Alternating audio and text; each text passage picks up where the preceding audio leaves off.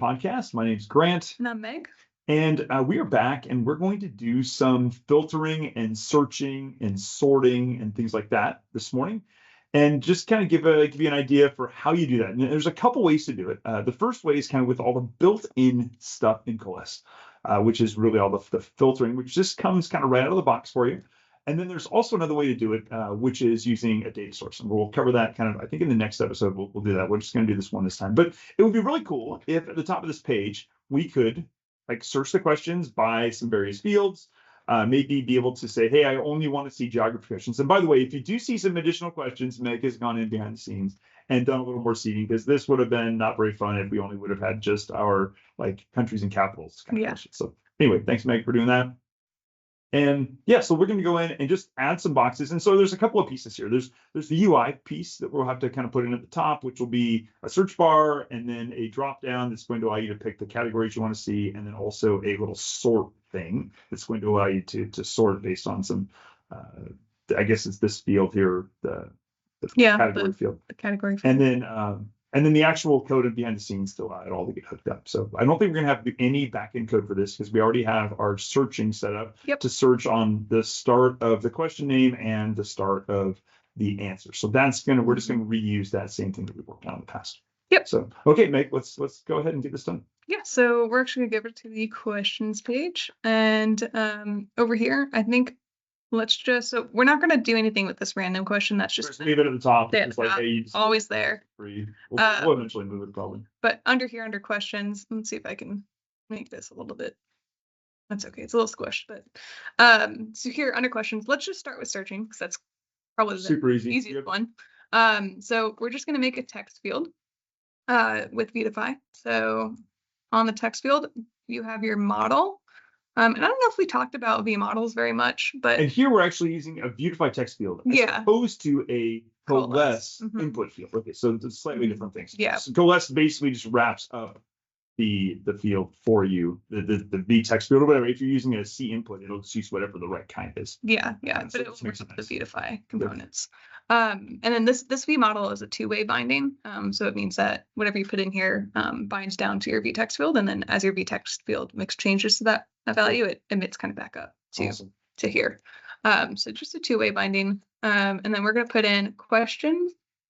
So this is our collection of questions, right? Great. Let's go down here, our list view model. And as you guys remember, list view models or view models in general, they have extra things on them. So this has a params, and you can see it's already Copilot kind of does what I want to do here.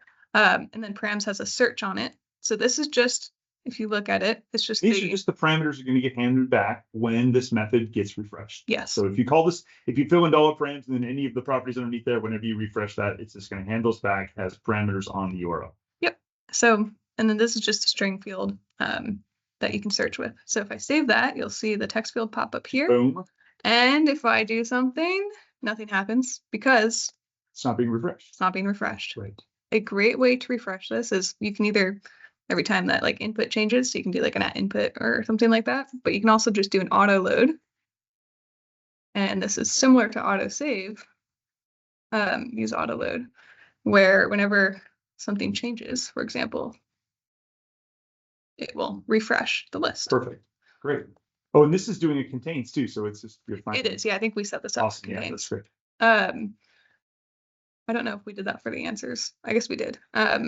So we're using search contains, but you can do starts with as well. Perfect. So that's super easy. Like just add a search in, tag your fields inside your model as searchable. Yep. And you're just going to end up with a search that works right. And to be clear, this is doing back-end searching. So if you had paging here, it would still work. Great. Yep. It's not front end. So you could implement front-end searching, but then you would basically have to just limit your list. You probably do a computed value, scan down through your list, and just limit that. And then you have to do your paging on your own, things like that. Yeah, which so it doesn't work if your data set starts to grow to be really big. Yep. And you can change the size of the page and all that stuff that you're bringing back as well in the same way. Yep. Okay. You want to do filters? Great. Let's do some filters. Yeah. Awesome. Okay. So filtering, we can filter. So with the filtering, we're going to also set up with a Viewtify component, not with a Coalesce component. So select. So filters, there's going to be a couple of filters that we can pick from. And really, just to be clear, so you use the Coalesce stuff when you're actually displaying fields inside of Coalesce, like an actual field that's like a member It's on the property API. on the actual, Yeah. whatever the object is that you're working with. Yep. These are just other objects that are allowing you to do filtering and things like that. So we just use regular old find things. Yep. Correct.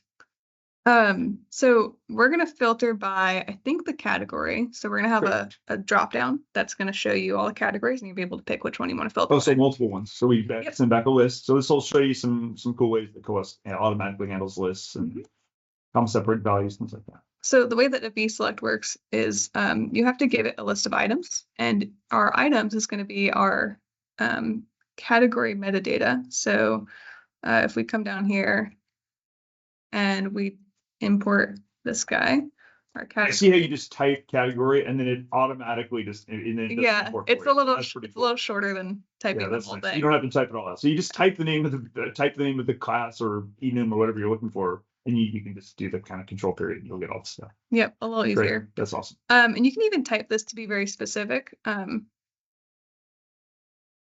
just so that you're clear that this is your metadata that you're using.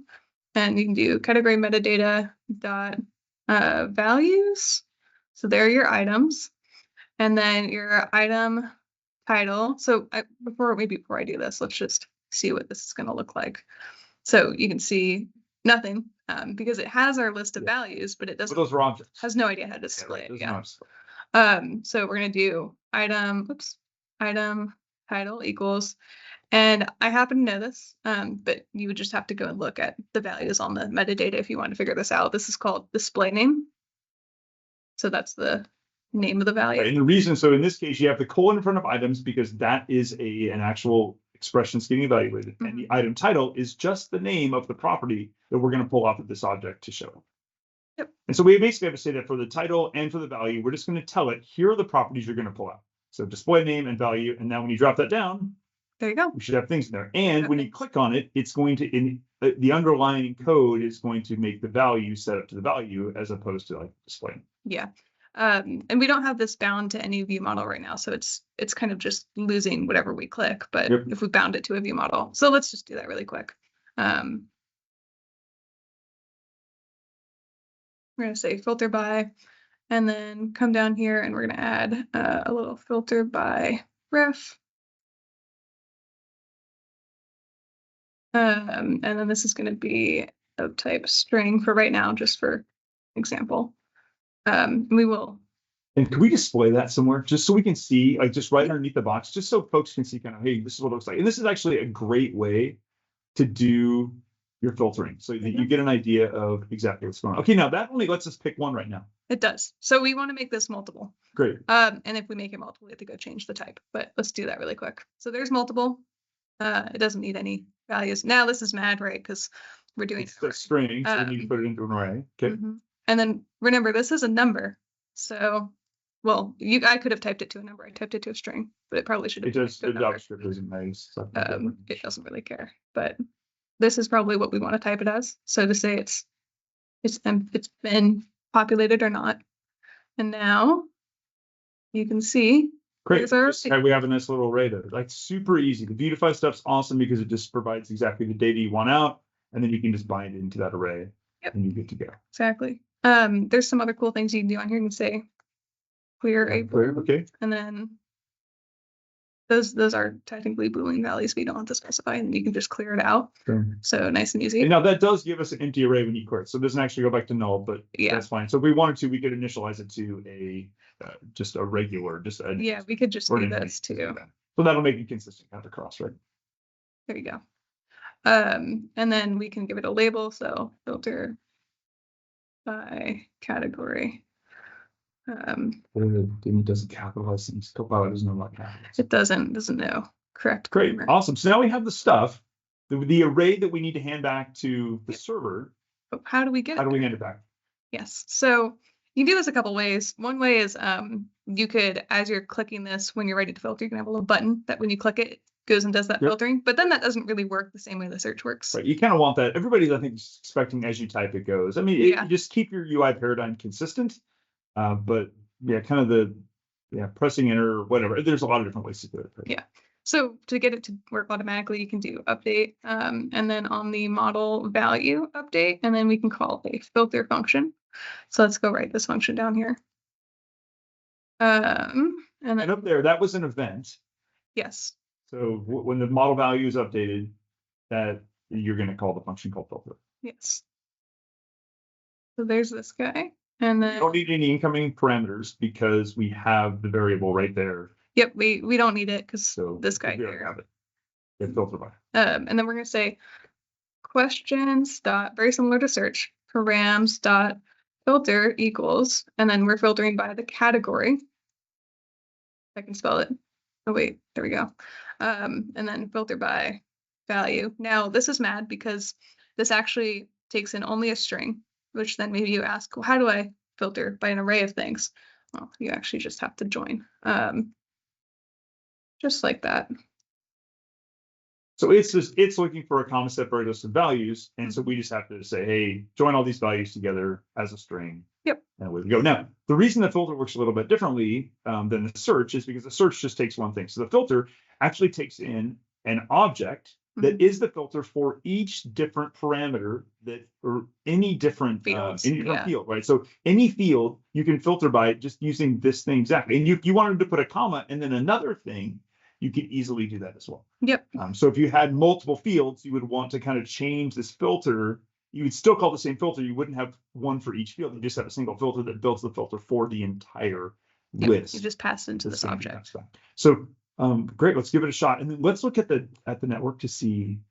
Yeah. So you can kind of see what that looks like on the URL. So let's hope that this works, and then we'll come over here. I think that was old. Yeah. That was when I was first writing it. Yeah. Sometimes you end up with some errors in there. Okay. Now, general. Okay, we've got two general things. Good thing I added more categories, or else this would have been boring. And then we come over here. Oh, this is just our list. So if we look at the headers, you can see what it actually looks like. Right here. And right there. Filter. Category 0. And if we wanted to add in maybe our another one. Let's see. Our next check that one out. There you go. And boom, there it is. Awesome. And if we added a search as well. Yes. Oh yeah, if we put in search. So let's say capital or what you can type. Yeah. I know, it's like, then we'll get all of our geography ones back. Right. Well, you kind of get the geography ones back, but you kind of get the idea of how it's working, and you can see all that stuff gets built up for you automatically, and you can really see how this can be a super powerful way to be able to do sorting. So let's kind of cap this off. What if we wanted to organize it differently? Yeah, if we wanted to order it. So we want to order it coming back. Now you can always order it by using a computed collection or just a computed array on the client side. But if you wanted to bring that data back, especially when you're doing paging, it's important to be able to do that, to be able to pull that information back. Yeah, as soon as you start wanting to do paging, it gets a little complicated. So how do you change the number of items that are coming back? Oh yeah. So if you go to, where did we define this? Checking under questions, is that? We must have defined, oh, actually, this probably isn't bringing back all of our items. Let's see, because so we have to tell it to ask for more, right? I guess we've never defined this. Yeah, we haven't told it how many to bring back. I actually don't. Yeah, this isn't all of the seeding data that I wrote, which I probably should have noticed that earlier. But great question. So yeah, right before we do our load, just questions dot page size, and then you can set this equal to whatever. So one, if you just don't want to do paging and you know kind of how big your data set's going to generally be, you can just set this for a high number. Now, the downside of setting it for a high number is that you may not get, you may get back a whole ton of data that you actually don't want to get back. So you have to be a little bit careful about that. I think the default page size is 10. Yes, it's 10. Yeah. And this is pretty simple data, so this is a fine page size. But at some point you maybe want to do. Right. And you can see how you can just build a little select and you can drop down and just set that value or whatever the page size is, and you could then adjust your page size if you want to. We won't go ahead. It's a little easier than that, actually. Oh, it's even easier. Oh, that's cool. If I remember. And then get rid of this. We're diving into. Sorry, we're going off topic. Yeah, we're going off topic a little bit, but that's okay. We're showing some good stuff here. We don't need this. And okay, it almost did what I wanted it to do. If I can remember this without looking at the docs, let's see. If I can't remember this without looking at the docs, then we'll do this at the end. We'll come back to it. But basically, there's a component, and you just pass in. I don't remember exactly what you have to pass in. I think it's C. I don't even think it's this. I thought it was like something like this. Oh, there it is. Is this going to work? Oh yeah, there we go. So here's my paging component. It's C list pagination, not just C pagination. And you can see it adds all of these Well, that's things cool. automatically. That'll just down work here. for any. Yep. Okay, so you get now this is just a built-in Coalesce. Again, the C telling you it's a Coalesce Yep. component, Built and you in. can just pull that right at the bottom of your page. All Now, the paging. I could also change that list to I could also set the paging in addition to doing this, and I just want to make sure I picked a page size from the list that's down there. Yeah. I could just pick whatever one. And you can customize these too. You can add an array of page sizes. So There's very, a whole bunch. very Check out the docs. It'll give you tons of stuff about and that. you can customize this count, all that. So very customizable, but yeah, easy to just plop it in. That's great. And then it'll just keep on updating with your filtering and all the rest, which is super cool. Very And there actually are other components too. So go and look in the docs. Basically, all of the things that the admin pages have, you have access to those both as a complete component and as individual parts. And that's where Meg pulled that from. Is like that's just exactly how the pages work. Yep. On the admin side. Yeah, even that filtering drop down thing on the admin page, you have access to that. Yeah, the more complete one where you can filter by any field. So yeah, if you want to just throw that in here, again, there's some questions about user experience. When you get into really complex filtering on a page, you sometimes have to ask the question, am I building the page right? Yeah. Sometimes people just want really complex filtering. But in general, for usability, complex filtering is not a good thing for the masses. Yeah. But occasionally it's important, but in general, that's going to be something that power users are going to ask for. So yeah, so just UI experience wise. Okay, so let's get off of our let's get back on track. And we'll get on the that's super cool. That's really cool to understand how that works. Okay, so we were gonna do sorting. So let's add a little sort thing here. So we're just gonna have a button. It's gonna be a V button. Oh my goodness. Just a regular V5 button. And then this is gonna have a click, and we're gonna say sort by category. And let's just go write that function down here real quick. We'll come back to it. Right, so the squiggly line disappeared. Yeah. Okay, and then so I think what we want to do, we'll come back to this actually. We'll just do this for now. Great. Now we have a button. Awesome. Doesn't do anything though. Well, it calls that method that does nothing. Let's add a little break under here too. That didn't do what I wanted it to do. Okay. Class equals. That's a little space around there. We should probably put these inside of a row and columns. Yeah. Like but okay, we're getting stuff down. So too much effort right now. Y'all can do your own like unify stuff and figure out how to do that. Okay. Great docs. So we have three cases here, right? We want to sort by descending, sort by ascending, and then just no sort. Right. Just whatever it was, right? So sort by ascending, no sort by ascending. And sorry, this is just, I should capitalize these in the same way. Comments, yeah. Great. That's not what I wanted. Okay. So this is going to be, well, before we get started, so questions, again, questions.params,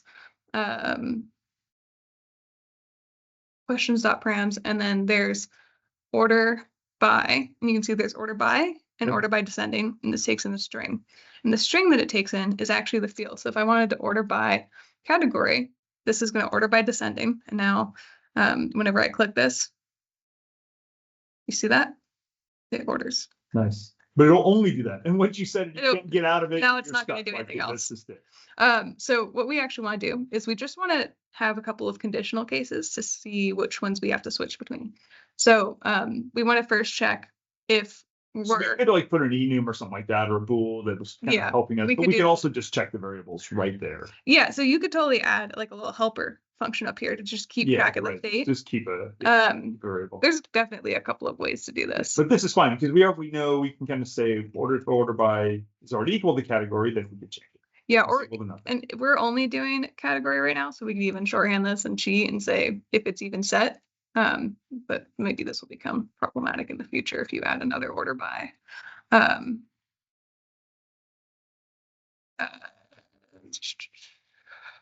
So if they're both blank, then we set it to be sorting by category.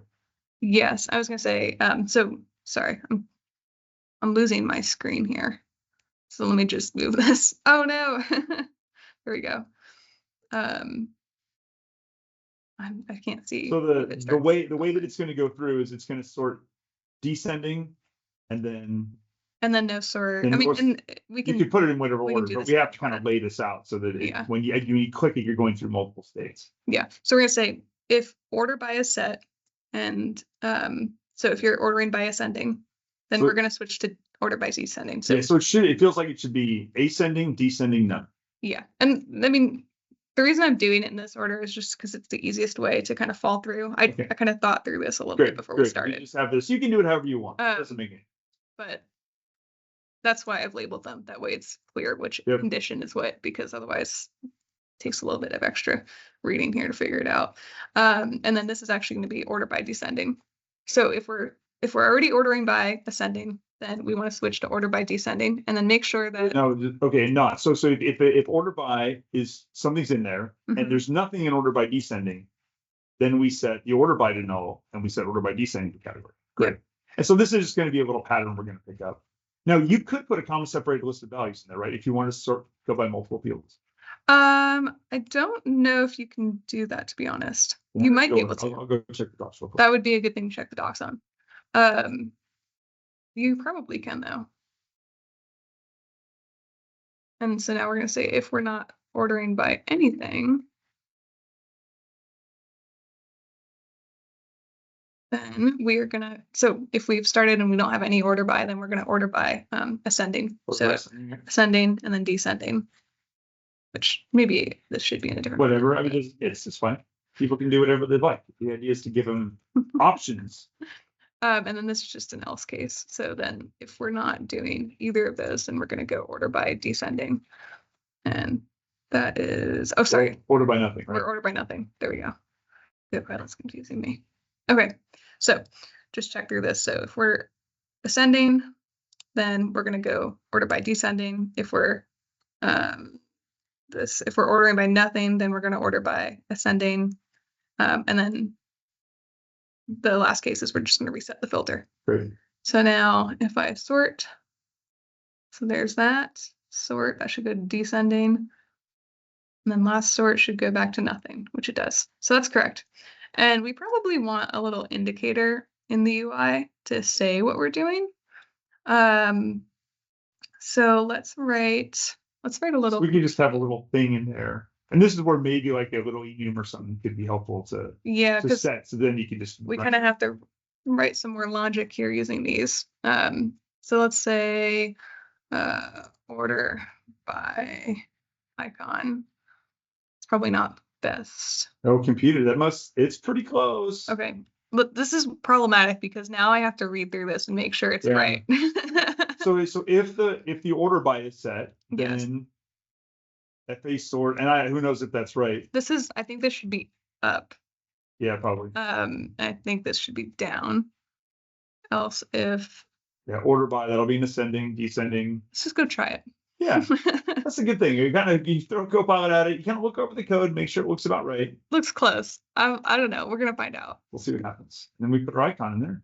Oh, and it's got to be like that. Because and literally all you're doing is we're just saying for this button, we're gonna put an icon on it. We don't want it to be an icon button because then it makes it circular. Yeah, it makes it circle, but I have to add that onto it, right? Yeah, so we want to do this. What did I call it? Order by icon? Yeah, there it is. There we go. All right. So that's correct. That's the nothing, right? And then, okay, I mean, that's an odd icon to choose, but I think it's correct. Okay, yeah, that's correct. Let's just go make the icon better. We don't need it to be sort amount, just sort. And that will, there we go. That's a little bit nicer. Great. And now if you put a little space on there, just to push it away just a little, all these. Oh, now we're getting into the UI. Now, yeah, oh yeah, sorry. If we're gonna do the UI, then I'm gonna do all of it. So go in here and put a little class. There we go. Oh, look at that. And then if you really want to be fancy, which we do, we are very fancy people. My vrow vcall. This is actually a pretty appropriate use of vrow vcall. Let's get rid of that. print out.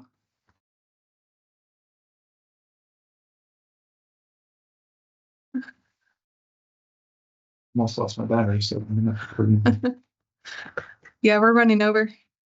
That's okay. I think we're covering a lot of great stuff that will be helpful for folks. Okay, there we Okay, go. great. And now if you make that a little bigger, just so we can see it like on a regular size screen, we're not going to probably run this on a Yeah, this is little not micro. mobile friendly right now. There we go. Oh, it's a little better. Look at that. I mean, super easy to here in like 30 minutes. We're able to go in and provide nice searching, sorting, categories, boom, boom, all the things. So, and you can just search by one at a time. So you have to either put your order by or order by descending. You can put one value in there. Now, if you clear them all out, you're then going to have, there's attributes for order by that you can put in your code that are automatically, it's going to determine kind of your default sorter. So if you want to order them just coming back, just, hey, this is how we always want them, you're going to be able to use that and just add the little order by descending.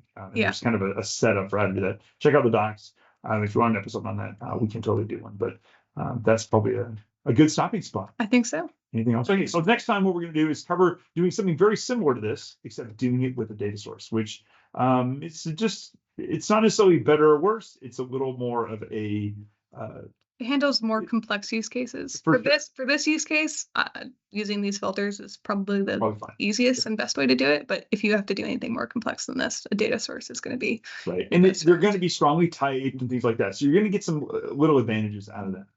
So anyway, until next time, keep on building awesome Coalesce applications. Thank you.